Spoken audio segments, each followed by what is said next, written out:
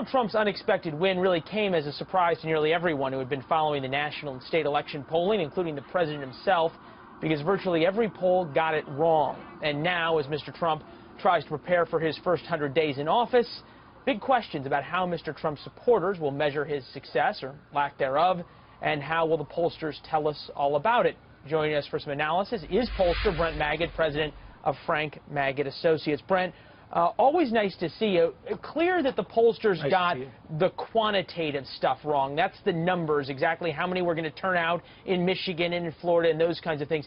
But it seems like if you dig into the qualitative, the focus groups, so much of what drove Donald Trump's success was his personality and his personality traits. Well, that's absolutely right. I think that where the polls went wrong is that they were measuring just looking at behavior alone and trying to ask people what they would do, vote one way or another. And polls can really, there can be a lot of error in a poll that does that. There's something called social desirability bias, where people feel that they can't necessarily articulate what they're going to do for fear of being ostracized in their social circle. And we saw quite a bit of that in this particular election. Our data, where we dug much deeper into human emotions and really understanding what was behind people's decision-making, we could clearly see that there were various issues that attached to the president-elect that were very, very compelling to people. Things like his toughness, his charisma, his aggressiveness, all of which were seen as attributes of a leader.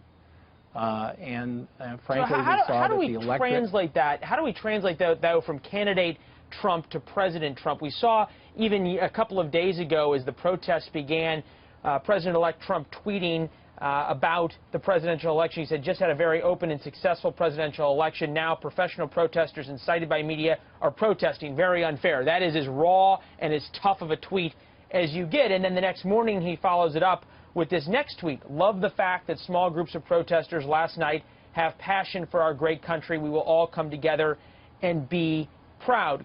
Clearly, those are two very different voices he's speaking with. Does he run the risk, if he tries to become too presidential, of losing all those traits you just talked about and thus his support?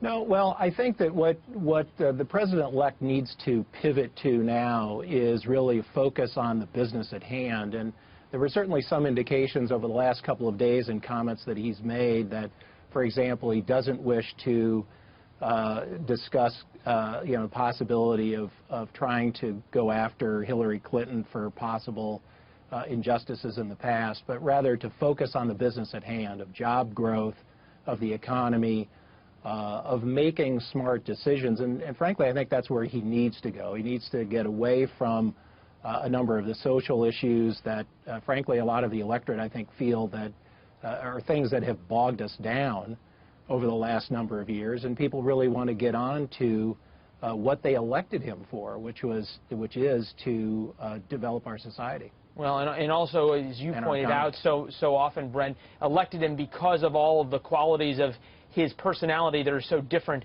than typical politicians. So many people in focus groups saying all along that even if they didn't necessarily agree with him, they sort of liked his perspective. Brent Magid, Frank Magid Associates president from Minneapolis. Thank you, sir.